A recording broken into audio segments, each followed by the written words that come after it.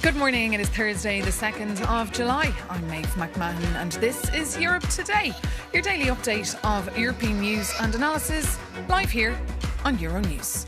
Coming up, Ukraine's President Volodymyr Zelensky had to cut short his visit to Dublin, marking Ireland's 6-month presidency of the Council of the EU, due to a large-scale attack on Kyiv last night that killed 10 and injured over 56. To mark the occasion today in Ireland, all EU commissioners will be travelling to the south to Cork, including President Ursula von der Leyen.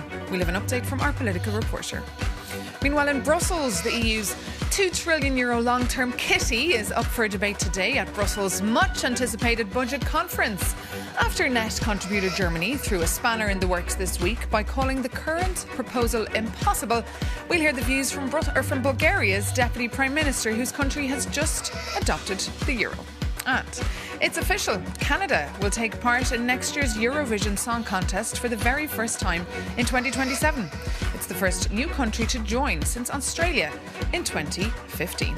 But first, EU finance aficionados will debate the bloc's long-term budget in Brussels this Thursday at the annual EU Budget Conference Bonanza. But the fight for cash has just started, with member states split in two camps over whether to meet the Commission's €2 trillion pitch or to raise it back. For more, I'm joined here on set by our correspondent, Angela Scugins.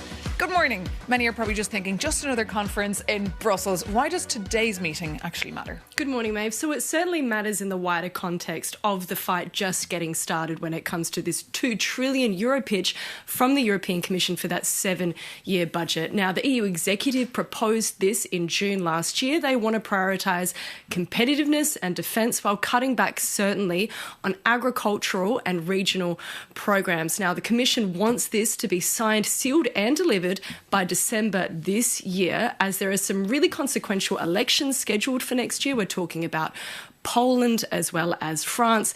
But the heat is on. It's now up to the heads of state to try and find a compromise before it's ratified in the European Parliament. But as you can see, it's already getting heated. How will this fight unfold, Angela? Yeah, so we're already seeing debate ratchet up between two predominant camps. The first is the Friends of Cohesion. They want a lot of spending in agricultural programs as well as those regional programs. They also don't want their capitals inundated with angry farmers or government buildings pelted by potatoes, as we've seen over the last few years. On the other side of this, we've got the Frugals. Now, these are the countries in Europe's north. They pitch a lot more to the budget than what they receive. Think the Netherlands as well as Germany. And as you rightly pointed out at the top of the programme, German Chancellor Friedrich Merz is very against what the Commission has proposed. He wants at least €400 raised from this. He's claimed that it is unaffordable. Now, the President of the Bundesrat, that's the German Senate, was in Brussels this week to discuss the long-term budget in the European Parliament.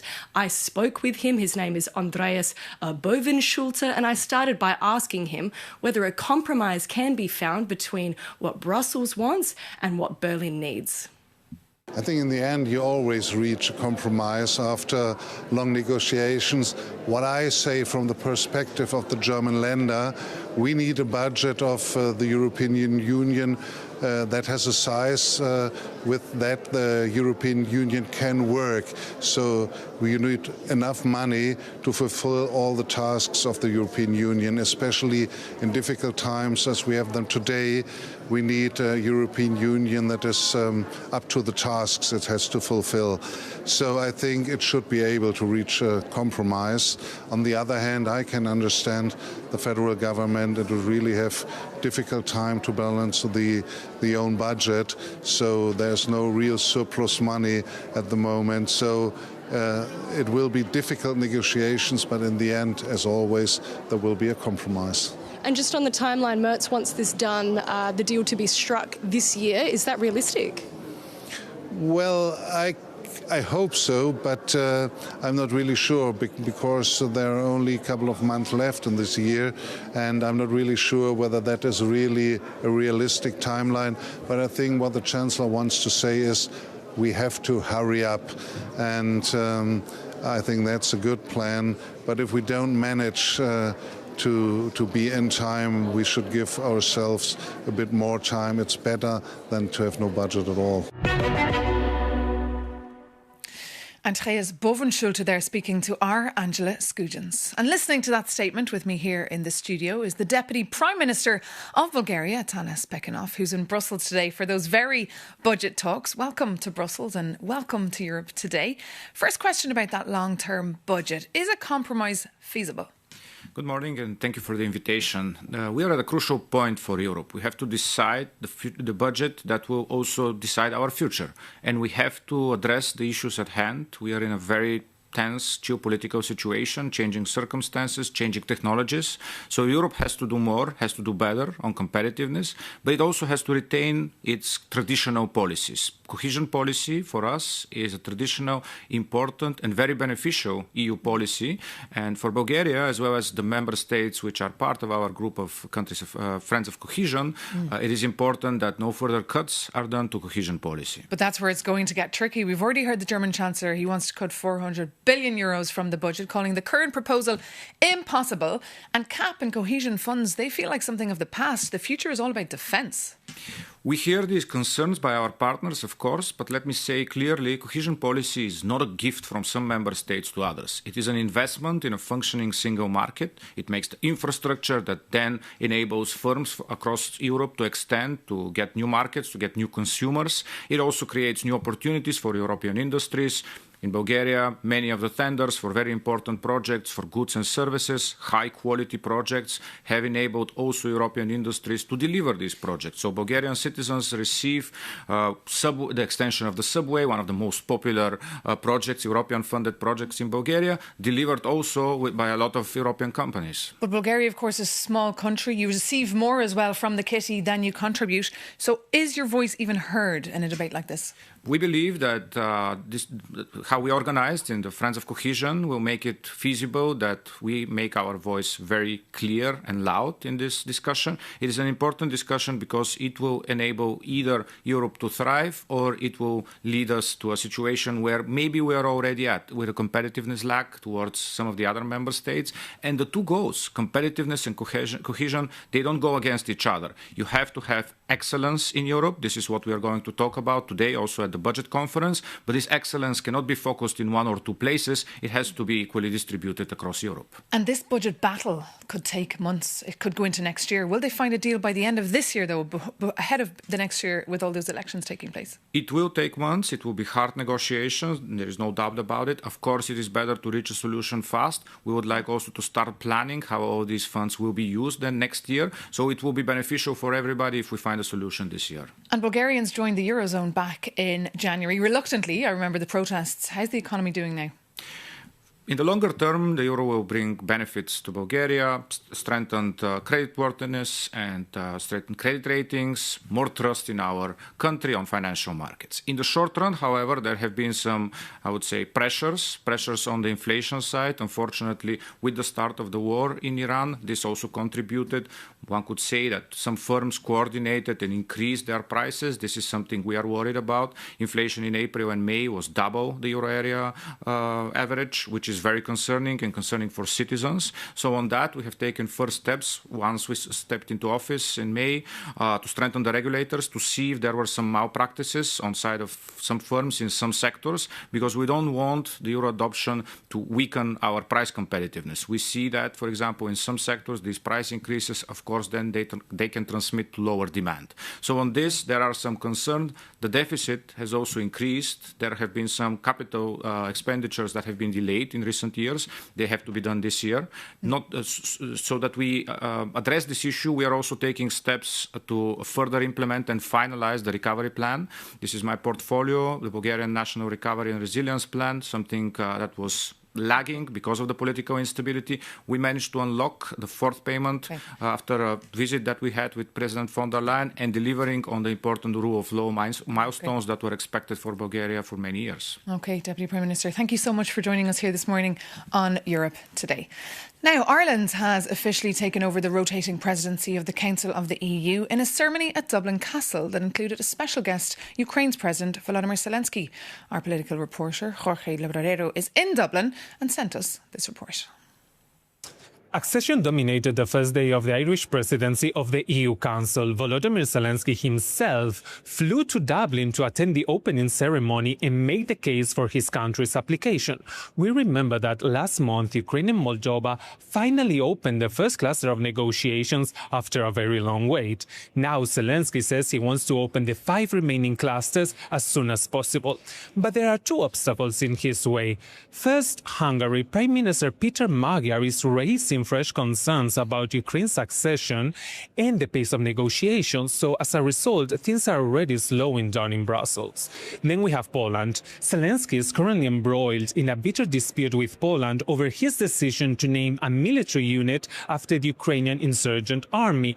Poland says his decision is so controversial that it could lead to the blockage of Ukraine's accession. Can Zelensky handle 2 vetoes at the same time? This was my question to him during the press conference. Take a listen at his rather conciliatory response. Even with some difficulties with Orban government, we did everything. So I hope that Peter Magyar will support, and I hope that also Poland government will support. I think it's important when we all have rules, it's just, political emotions. We are neighbors, and I'm sure, of course, we had difficulties in our history, but mostly countries in Europe had difficulties in the past. But we live now. Now we have one aggressor, and now we have unanimity, and we are defending EU, and we have to think about security for our people for the future.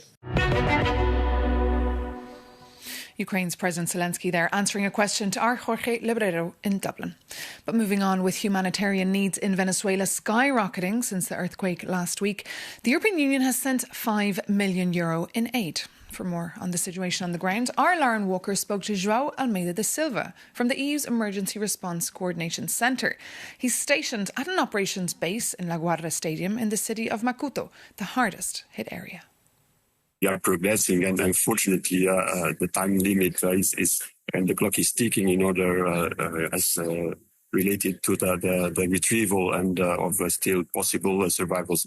Still, there are teams working, so there is still hope. But unfortunately, we are now entering the second stage more of this operation. So the teams will start to demobilize probably towards the end of the week, and as from tomorrow and after tomorrow.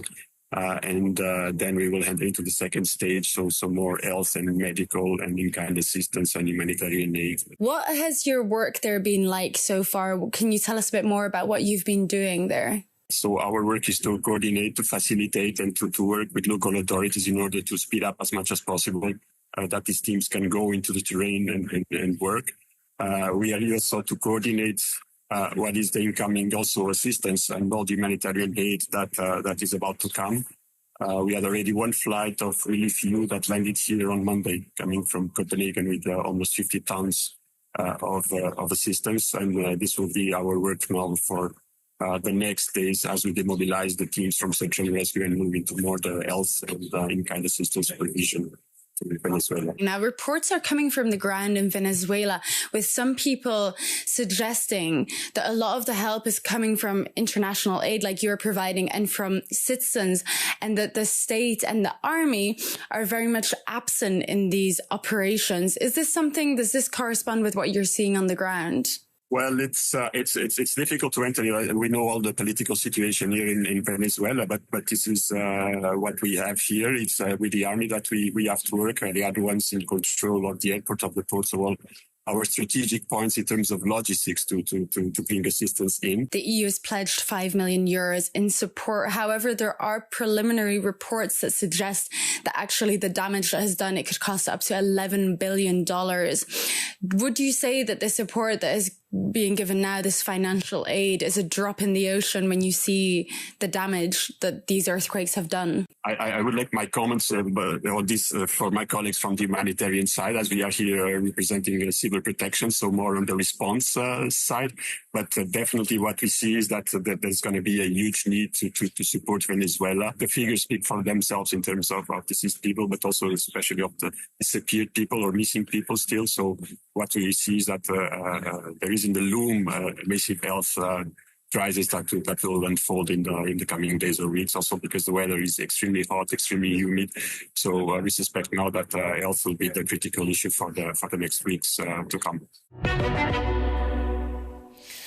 Now, moving on, according to fresh data from the Eurobarometer, Europeans are increasingly viewing the European Union as a source of stability, despite growing anxiety about the state of the world. But with inflation, unpredictable world events, and of course the cost of living crisis, pessimism is rife. Our Jakob Yanis reports.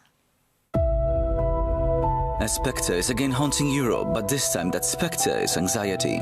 According to the newly released Eurobarometer, which surveyed over 26,000 respondents this spring, inflation and the cost of living have jumped to become again the top priority, but this time for almost half of EU citizens. But hey, whether you live in Lisbon or Budapest, your reporter is quite sure you've noticed that. But the numbers also reveal other truths, so let's break them down together. The EU experiences now a quiet crisis of confidence. Nearly a third of all Europeans now expect their personal standard of living to deteriorate over the next 5 years. And that pessimism reveals a stark generational divide. While almost 1 in 5 of young people brace for tougher times, that economic anxiety climbs to 1 in 3 among those aged 55 and over. And Western European heavyweights are leading the charts. In France, 44% of citizens expect a decline. Germany and Austria are equally gloomy, with 38% of their citizens bracing for a drop in their standard of living. But if we zoom out to Central Eastern Europe, the outlook remains remarkably resilient. In Poland and Hungary, fewer than 1 in 10 people expect their situation to worsen. And while life gets tougher, faith in Brussels goes down as well. 1/3 of Bulgarians, Greeks and Austrians, together with 28% of French and Italian respondents, now declare their nations have not benefited from EU membership. But here goes the surprise. Despite the economic gloom, optimism for the future of the EU stands at 59%, which is much higher than the outlook for the wider world, or even citizens' own countries. And let me leave you with something positive. 3 out of 4 still agree that their nation has benefited from the bloc, and view the EU as a vital place of stability in a troubled world. And all of that leaves the continent suspended states, uncertainty and hope. So let's hope that this uncertainty will be over soon. And now it's time for something a little bit lighter, our brief World Cup update.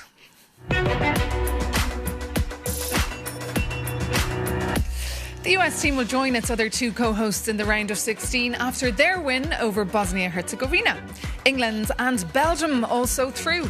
The 3 Lions won a tight match against the Democratic Republic of Congo, 2-1, and Belgium's win against Senegal was even tighter after coming back from 2 goals down. They went into extra time and scored a last-minute penalty. And tonight, of course, we've 2 European duels. Spain will take on Austria and Portugal will play Croatia and Switzerland then against Algeria. Enjoy the games.